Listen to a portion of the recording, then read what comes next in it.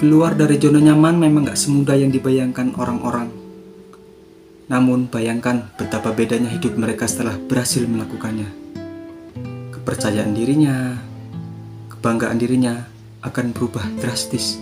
Dari yang sebelumnya biasa-biasa saja, kini jadi luar biasa.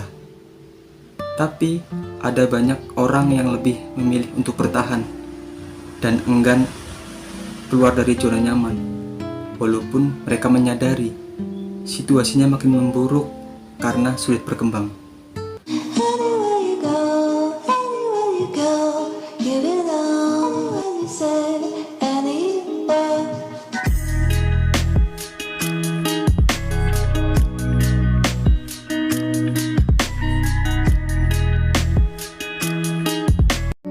Nah, sebelum itu kita akan membacakan sejarahnya terlebih dahulu. Kalimat dari zona nyaman sendiri sebenarnya sudah populer sejak tahun 1990. Ungkapan dari zona nyaman sendiri diciptakan pertama kali oleh Jaden Mitz dalam bukunya Danger in the Comfort Zone tahun 1991, yang diartikan sebagai perilaku di mana seseorang beroperasi atau bekerja dengan perilaku terbatas untuk memberikan tingkat kinerja yang stabil, sehingga umumnya bekerja dilakukan tanpa resiko. Nah, maksudnya begini. Nah, contoh kecilnya seperti ini. Kita membuka usaha kecil-kecilan sendiri tanpa takut dimarahi bos atau atasan. Nah, itu ini yang dinamakan pekerjaan dilakukan tanpa resiko. Nah, kali ini saya akan bertanya kepada Anda, apakah Anda masih ingin tetap keluar dari zona nyaman? Kalau iya, saya akan memberikan solusinya yang tepat agar Anda tidak salah melangkah dan tidak menimbulkan banyak masalah. Nah, contoh pertamanya adalah untuk tahap awal, bolehlah mencari kawan atau teman yang sama-sama ingin keluar dari zona nyaman. Nah, awas nih, nomor satu yang harus kita perhatikan adalah gak semua orang yang pekerjaan kita adalah orang baik dan sejalan dengan kita. Yang perlu kamu pelajari adalah pelajari dulu keluh kesahnya dan rangkul mereka. Jangan malah memilih orang yang berkukuh dengan zona nyamannya, karena akan menimbulkan banyak masalah. Anda dianggap sebagai rasis, dianggap tidak taat aturan, dianggap bosan bekerja di situ. Akhirnya seseorang itu bercerita kepada atasan kita, yang ada malah akan menimbulkan banyak masalah. Niatnya baik, ingin merubah nasib kita sendiri, tapi malah justru menimbulkan banyak masalah. Nah, ini yang perlu dihati-hati ya. Tidak boleh asal bicara kepada siapapun. Ya, pilihlah orang yang sejalan dengan Anda jika ingin keluar dari zona nyaman ini. Dan gak usah berdebat dah sama orang-orang itu. Biasanya mereka adalah orang-orang yang kukuh, orang yang keras kepala, tidak ingin keluar dari zona nyaman itu. Yang kedua adalah banyak belajar dari orang yang berhasil melakukan berbagai tantangan. Nah, tips saya adalah kamu bisa belajar dari 3 hal sekaligus darinya. Yang pertama adalah sebab kegagalannya. Yang kedua, cara untuk bangkit dari keterpurukannya. Yang ketiga, strategi keberhasilannya. Biasanya orang-orang ini adalah orang hebat, orang-orang yang royal dengan pengetahuan, royal dengan tantangan. Nah, orang-orang ini perlu Anda dekati, perlu Anda belajar dari dia, karena orang-orang ini biasanya memiliki banyak teman. Orang-orang yang kalau memiliki banyak teman adalah orang-orang yang sukses, adalah orang-orang yang banyak pengetahuannya, sehingga mereka pun tidak akan pelit jika kita dimintai masukan-masukan untuk memberikan contoh kedepannya kita bagaimana. Nah, inilah keuntungannya kalau kita banyak memiliki teman, karena orang yang memiliki banyak berteman adalah orang yang sering sharing-sharing, sering berbagi cerita. Nah, inilah yang perlu kita pelajari diri dia. Nah, yang selanjutnya adalah evaluasi dan introspeksi diri. Perlunya melakukan evaluasi terhadap diri sendiri ketika orang lain berubah. Anda perlu mengetahui apakah semua planning dalam hidup Anda sudah terlaksana dengan baik atau masih dalam proses pencapaian. Intinya cuma wacana saja. Nah, ini perlu dihati-hati ya. Kalau Anda ingin resign, pikirkan terlebih dahulu apakah planning yang Anda tuju sudah matang, benar-benar sudah baik, atau cuma dalam proses pencapaian saja. Biasanya kalau proses pencapaiannya ini akan menimbulkan banyak masalah yang ada malah Anda mencapai kehancurannya karena prosesnya belum matang. Anda sudah berani resign. Pikirkan terlebih dahulu sebelum mencoba untuk resign. Selanjutnya nomor 4 adalah buat daftar isi yang berisi tujuan ke depanmu. Mulai saat ini berangkailah daftar isi. Ya intinya nggak jauh dari yang nomor 3 tadi. Isi tujuan Anda, isi daftar isi Anda. Apa tujuan Anda sebenarnya? Misal, ketika Anda sudah mempunyai banyak modal, Anda punya skill. Aku pengen nih setelah aku resign banyak modal, aku pengen buka bengkel sendiri.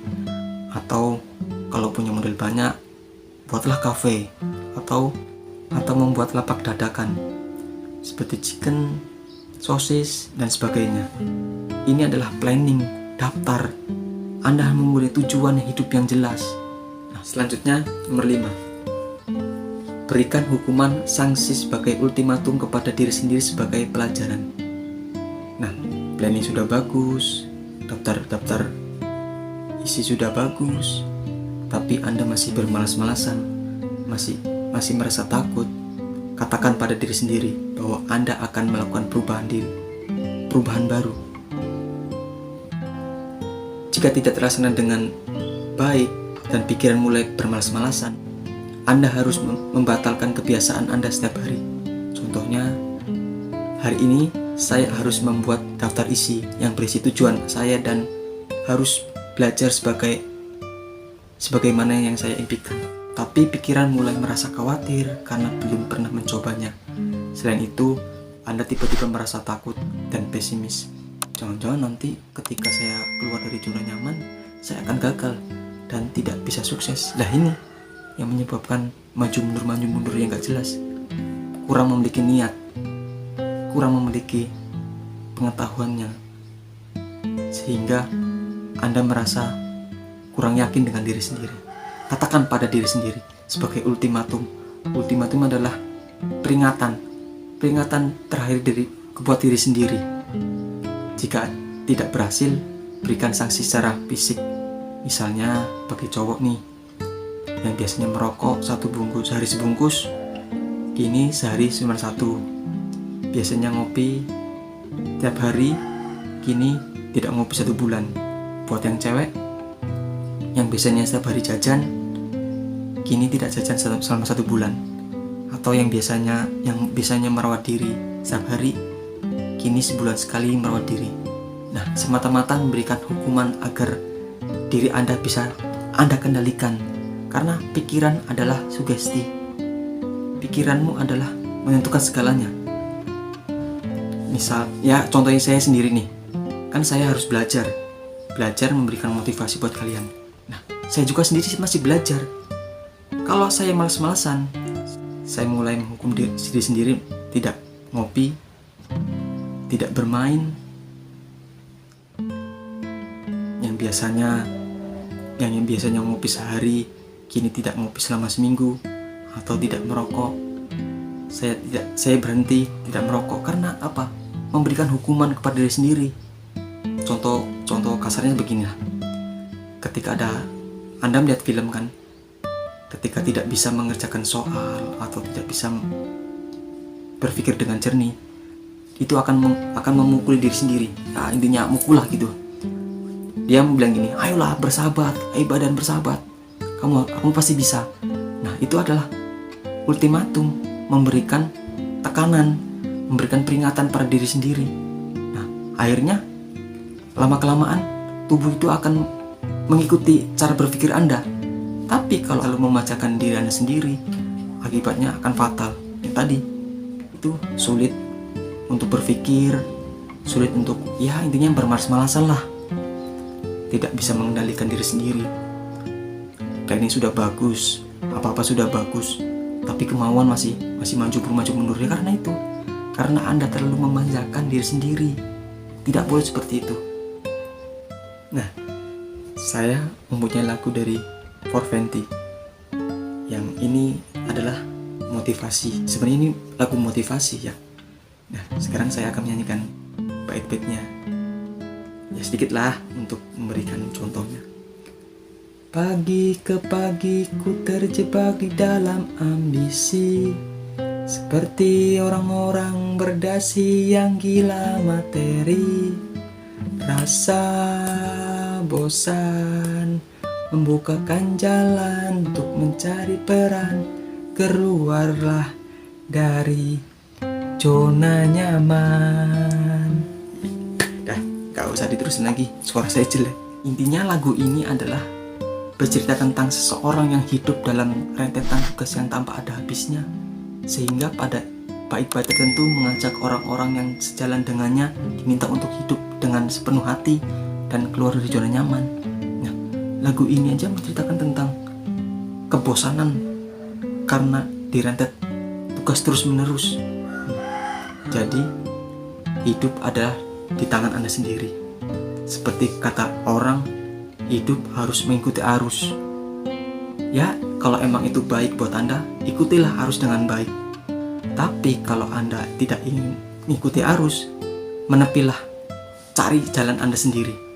Tidak usah khawatir, tidak usah lihat comohan orang, karena wah itu mungkin nanti takutnya kejumus ke sini, akhirnya nanti ke sini. Jangan biarkan, menepilah. Kalau emang itu jalan yang terbaik buat Anda, menepi dan cari jalan sendiri. Tidak usah mengikuti arus. Nah, seperti kata-kata orang-orang besar seperti ini. Saya lebih baik gaji sedikit, tapi saya bosnya dan saya mempunyai karyawan, daripada saya mempunyai gaji besar, tapi saya selalu menjadi bawahan, selalu menjadi suruhan. Nah, itu adalah maksud dari lagu-lagu itu. Jadi, kalian tentukan sendiri hidup kalian ya. Jangan salah melangkah, pikirkan dengan baik. Karena semua perlu Anda perhitungkan.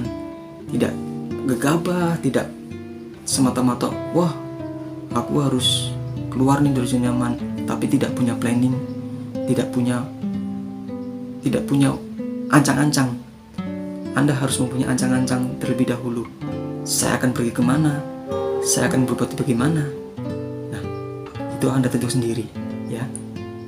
Saya tadi memberikan solusi-solusinya, dan semoga solusi tadi bisa membuat Anda bisa keluar dari zona nyaman. Kalau emang enggak, ya terserah Anda. Lakukan yang terbaik buat Anda. Yang seperti saya katakan tadi, kalau emang Anda mengikuti arus, ikutilah dengan baik. Tapi kalau Anda tidak mengikuti dengan arus dengan baik, menepilah. Cari jalan Anda sendiri. Oke? Mungkin video ini cuman segini aja ya. Jika video ini dapat membantu Anda, jangan lupa like, komen, dan subscribe supaya saya lebih semangat lagi membuat video-video yang lebih menarik lagi. Oke? Tetap di channel saya Sarjana Boi dan dukung terus saya supaya semangat. Oke? Dah.